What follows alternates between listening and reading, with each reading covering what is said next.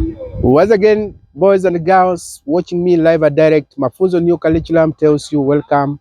Today in our social studies lesson, I want to sample some of the questions which were there in the final exam as we winded up August.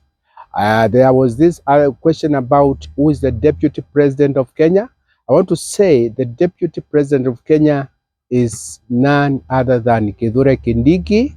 That is our current Deputy President. And then there was this question concerning crops for sale. Crops for sale. Remember these boys and girls, there are two types of crops. We have what we call cash crops. And the word cash means money.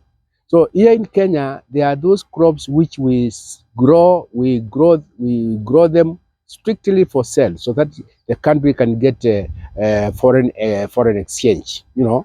Some of these cash crops are grown in Kenya include coffee, we have tea, we have sugarcane, we have flowers, and also don't forget about pyrethrum. So these are the crops that are not for us to eat them. No, we grow them, we harvest them when they mature, and we sell to other countries so that we can earn foreign exchange.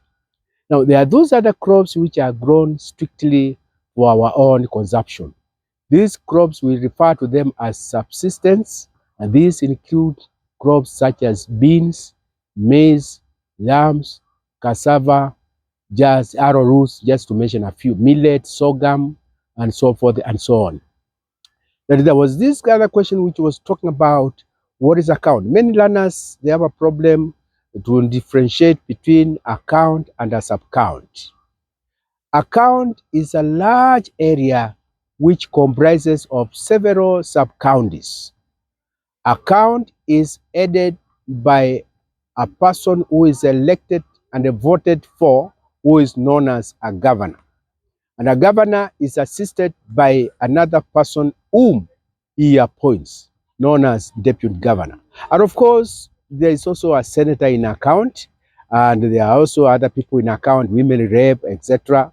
Then don't forget, in account, there is also what we call the count assembly, which has a mandate of making and amending laws. Then there was this question, which also gave a lot of challenge to the learners.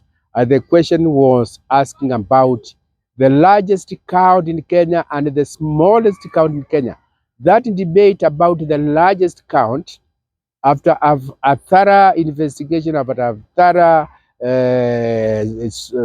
measuring and going down to the ground, counts are measured. The area of a count is measured in square kilometers. So the largest count in Kenya is none other than Marsabit. It has been confirmed beyond doubts that the largest count in Kenya is Marsabit, while the smallest count is Mombasa. Then here I also want to discuss about composition of the account government. Composition of account government, we have the governor there up there. Then we have what we call count executive committee. Count executive committee. A count executive committee, these are members. These are the people who help the governor to guide and facilitate and execute his mandate as a governor of that particular count. Then, of course, in account, we also have the count. We also have the count parliament assembly, which is headed by the speaker, whose mandate is to make and amend laws. And who are the people working in the count assembly? These are the MCS, members of count assembly. And of course, there are many, depending, the number of MCS depend with the number of wards in that particular count. Let me now talk about something small about the deputy governor. The deputy governor is not voted for, but rather is appointed by the governor. But a governor has to be elected, has to be voted. One has to be voted to become a governor.